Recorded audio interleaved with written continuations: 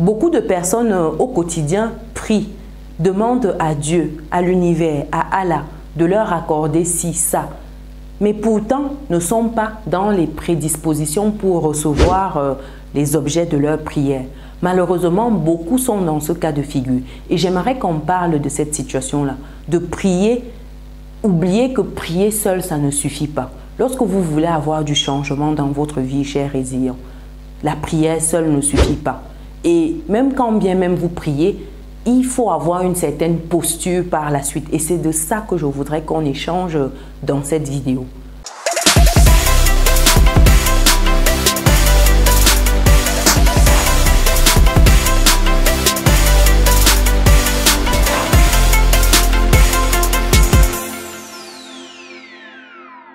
Lorsque vous priez, vous demandez à Dieu, à Allah, de réaliser certaines choses dans votre vie. Première chose après la prière, c'est d'être attentif à la réponse. Vous devez être attentif à la réponse. Et dites-vous que Allah ne viendra jamais devant vous. Dieu vous dit que voici, hier tu m'as sollicité pour ça. Voici la réponse à toutes tes sollicitations. Ça ne va jamais être le cas. Donc, lorsque vous priez, soyez attentif. Et cette manière d'être attentive à la situation, à la réponse à vos prières, c'est votre environnement. Quand vous demandez un travail, vous cherchez un travail, c'est un proche, c'est un inconnu qui viendra vous donner ce travail-là. Donc, lorsque vous finissez de prier, que vous envoyez vos CV, c'est quelqu'un qui va vous contacter et qui va vous dire « voici une opportunité ». Vous ne pouvez pas finir de prier « oh, je n'arrive pas à manger » et quelqu'un vient devant vous et vous dit « voici comment vous pouvez avoir de l'argent pour manger. Viens travailler pour moi » et vous dites non et vous vous attendez au miracle. La nourriture ne va pas tomber du ciel. C'est au travers de ce travail-là que vous aurez la nourriture parce que vous aurez mouillé votre maillot. C'est comme cela. Quand vous priez, soyez attentif à la réponse. La réponse, c'est toujours au travers de l'homme, l'univers, Dieu, Allah. Il passe par des personnes autour de nous pour nous parler. Vous voulez le mariage, vous voulez un homme de puits. Vous priez, vous demandez à Dieu de vous présenter la bonne personne. Mais vous ne sortez jamais. Vous voulez que la bonne personne tombe du ciel, tombe de votre cheminée comme le Père Noël. Non! Vous priez, vous demandez une bonne personne. À un moment, peut-être qu'il faut aller dans les endroits où se trouve ce type de personne. Vous voulez par exemple quelqu'un qui a la crainte de Dieu, quelqu'un qui a ci, quelqu'un qui a ça. Peut-être que de temps à autre, il faut aller où ces personnes se retrouvent. Il faut peut-être assister à des événements à l'église. Il faut peut-être vous retrouver dans des couloirs. Vous voulez quelqu'un qui gagne bien sa vie. Vous voulez quelqu'un qui a une situation stable, quelqu'un qui est un entrepreneur. Il faut aller où les entrepreneurs se trouvent. Pour chercher cet entrepreneur, en échangeant avec les entrepreneurs, vous allez déceler un qui est adapté à vos prières. Donc, soyez attentif à la réponse. Lorsque vous priez, soyez attentif. Deuxième point ici, c'est qu'il faut avoir des actions qui sont alignées avec votre prière. Malheureusement, beaucoup de personnes prient au quotidien, mais ce sont des démons. Oui, permettez-moi l'expression. Vous ne pouvez pas prier au quotidien pour que l'univers, pour que Allah vous verse plein de bénédictions, vous donne l'abondance, la richesse.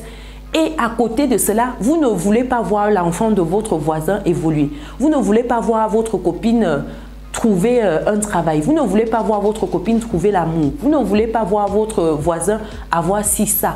Vous êtes en mode non, vous serrez les fesses comme ça. Vous ne voulez pas que les bonnes choses lui arrivent. Mais vous vous demandez ces choses-là. Comment voulez-vous les recevoir si vous n'êtes pas capable de souhaiter cela pour une autre personne? Si vous n'êtes pas capable de bénir une autre personne, de dire vraiment univers, vraiment Allah, vraiment Dieu, merci. Merci pour cette personne-là. Merci d'avoir autant de grâce dans cette vie-là. Merci pour toutes ces bonnes choses qui tombent dans la vie de ma soeur, de ma voisine, de ma collègue. Parce que quand vous êtes dans cette posture, vous attirez également les bénédictions sur vous. vous attirez des grâces sur vous. Mais vous ne pouvez pas être là, vous voulez quelque chose et vous jetez les pierres sur les personnes qui ont ces choses-là. Non, vous ne pouvez pas vouloir la richesse, être une personne riche, vous voyez un riche chez vous, le critiquer, vous dites, ah lui là, sa richesse là, est-ce que ce n'est pas quelque chose d'occulte? Est-ce que ce n'est pas parce qu'il a trempé quelque part? Est-ce que ce n'est pas parce qu'elle a couché pour avoir son travail? Est-ce que ce n'est pas parce qu'elle a donné ça pour obtenir ça? Est-ce que même coucher là c'est facile? Est-ce que vous pensez que même coucher là c'est facile? Donc vous ne pouvez pas être en mode où vous voulez quelque chose et vos actions ne sont pas alignées. Quand vous priez, il faut être aligné avec votre prière. Il ne faut pas poser des actes qui sont en opposition avec votre prière. Et c'est comme cela que ça tue. C'est-à-dire vous demandez, ouais Dieu, pourquoi tu ne m'écoutes pas? Ouais, j'ai l'impression que je prie, mais non, c'est parce que vous priez, mais le fond de votre pensée, c'est le cœur est tellement noir qu'on ne peut rien. Comme on dit noir dans le sens littéral du terme. Oui, on sait que le cœur il est rouge, c'est le sang, mais c'est noir chez vous. C'est pour cela. En point 3 ici, c'est parce que vous demandez mal, vous passez mal votre commande. Quand je dis vous demandez mal, c'est que souvent vous voulez la santé. Vous demandez ouais univers, ouais Dieu, donne-moi la santé. C'est ce que vous souhaitez réellement. Mais vous demandez un mot de « je ne veux pas être malade ». Qu'est-ce que Allah retient? Qu'est-ce que l'univers retient? C'est que vous ne voulez pas être malade. Le mot-clé ici, c'est malade. Le ne pas là, on s'en fout. Ça ne compte pas. Vous devez être dans les affirmations positives. Vous ne pouvez pas dire que vous ne voulez pas un homme comme ça. Je ne veux pas un mari violent. Je ne veux pas un copain qui ne me respecte pas. Vous aurez exactement ça parce que vous passez le temps à dire ce que vous ne voulez pas. Commencez par dire ce que vous voulez. Le problème, c'est que vous êtes focalisé sur ce que vous ne voulez pas. Arrêtez de vous focaliser sur ce que vous ne voulez pas et focalisez-vous sur ce que vous souhaitez. Qu'est-ce que vous voulez? Quel est le type d'homme que vous recherchez? Quel est le type de femme que vous recherchez? Quel est l'emploi de vos rêves? Quelle est la maison de vos rêves? Quelle est la voiture de vos rêves? Quelle est la situation idéale pour vous? Où est-ce que vous aimeriez aller en vacances? Ne dites pas que je ne veux pas tel type de travail, je ne veux pas avoir tel type de partenaire, je ne veux pas avoir tel type de voyage. Arrêtez de confesser la négation. Commencez à proclamer ce que vous voulez. Concentrez-vous sur ce que vous voulez. Le problème, c'est que beaucoup prient mal.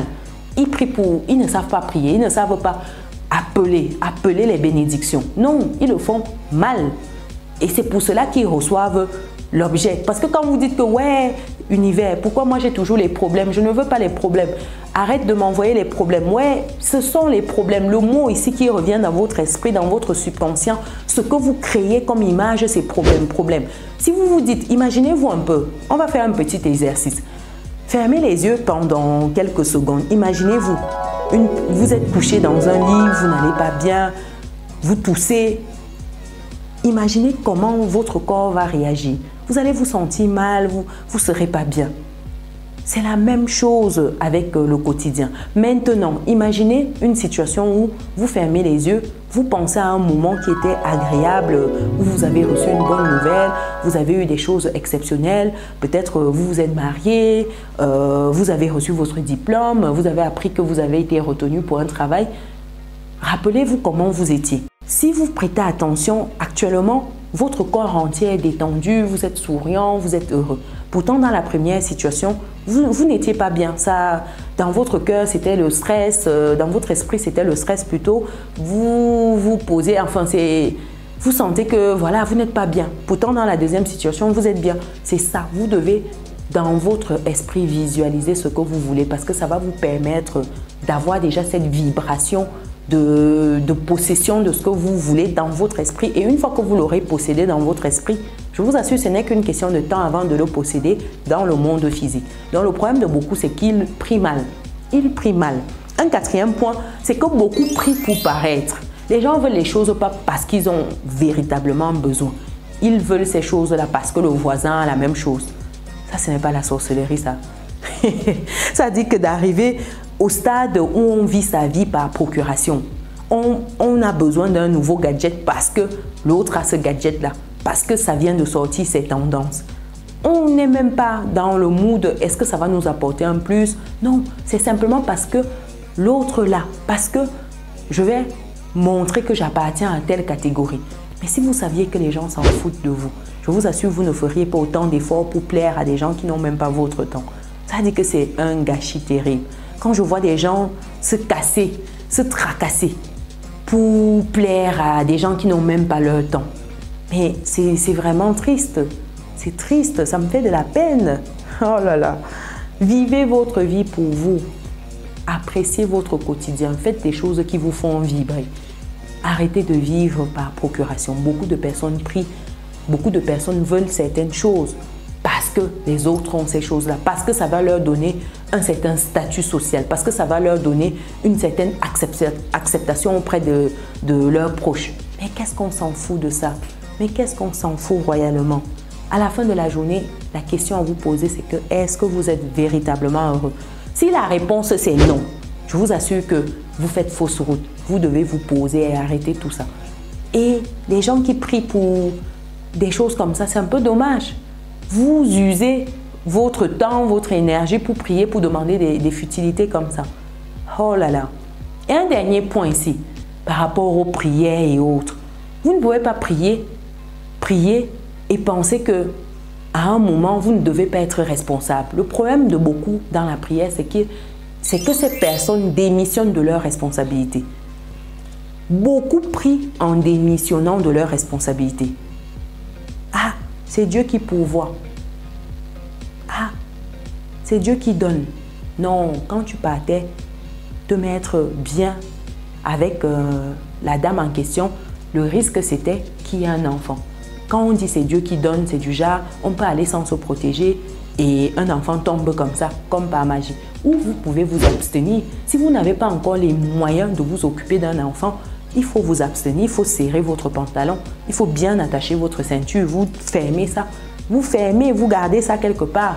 Le temps que vous ayez les moyens de votre politique, vous ne pouvez pas être là, vous n'avez pas les moyens de votre politique, c'est vous qui courez après toutes les petites filles du quartier. Vous vous retrouvez là à peine 24 ans, vous avez déjà 10 enfants. Ce n'est pas normal. Et puis quand on vous demande qu'est-ce qui s'est passé, c'est Dieu qui donne. Vous venez perturber les gens tous les jours, aide-moi, aide-moi. Non, non, ce n'est pas comme ça. Ce n'est pas Dieu qui donne, c'est vous qui êtes allé chercher toutes les petites filles du quartier pour les engrosser. Non, je suis désolée. À un moment, il faut être responsable. Le problème de beaucoup, c'est qu'ils démissionnent de leur responsabilité. Quand ils sont en mode « je prie, je démissionne de ma responsabilité ». Prier ne veut pas dire qu'on n'est pas responsable. Quand vous finissez de prier, c'est vous qui choisissez de prendre la fille d'autrui, d'aller dans une chambre avec et puis de faire ce que vous avez fait par la suite pour qu'il y ait un enfant 9 mois plus tard qui arrive. Être responsable, c'est de savoir qu'à un moment, on peut dire non. À un moment, on peut s'abstenir. À un moment, on peut faire un certain nombre de choix. Ça s'appelle être responsable. Oui, pour certains qui ignorent la définition, allez prendre votre dictionnaire pour aller voir c'est quoi être responsable. Parce qu'il y a beaucoup de personnes qui grandissent et pourtant niveau maturité zéro dans la tête, c'est les grands garçons, c'est les enfants, c'est les bébés au lait, les bébés à maman. Non, il faut arrêter, ça ne va pas. Donc voilà 5 points au niveau de la prière. Dites-moi ce que vous pensez. Quels sont les points qui vous interpellent? Ça peut être dur ce que je dis ici, mais l'objectif c'est vraiment qu'on allume nos cerveaux. Parce que beaucoup ont éteint leur cerveau. Beaucoup ont débranché même. C'est-à-dire que après avoir éteint, ils ont débranché tout jusqu'à ce qu'ils sont là, ils marchent, mais il n'y a plus rien. C'est-à-dire que là-bas, c'est congelé. Non, il est temps d'allumer votre cerveau et de l'utiliser. Parce que être seulement en mode je prie, non. Prier seul ne suffit pas. Il faut arrêter de prier seulement, il faut agir à côté. Oui, la prière seule ne suffit pas. Dites-moi ce que vous pensez. Est-ce que prier seul, ça suffit? Est-ce que ces points que je viens de lister vous parlent? Est-ce que vous avez d'autres points à rajouter par rapport à la prière? Partagez. Pour des personnes qui ne sont pas encore dans notre belle communauté, les amis, abonnez-vous, activez la cloche, partagez autour de vous. Ça va édifier les personnes. Et pour celles qui sont arrivées jusqu'ici, mettez dans les commentaires prière. Oui, les grands pastors là de la communauté. Mettez dans les commentaires prière. C'est important. Donc on se donne rendez-vous dans une prochaine vidéo. Ciao.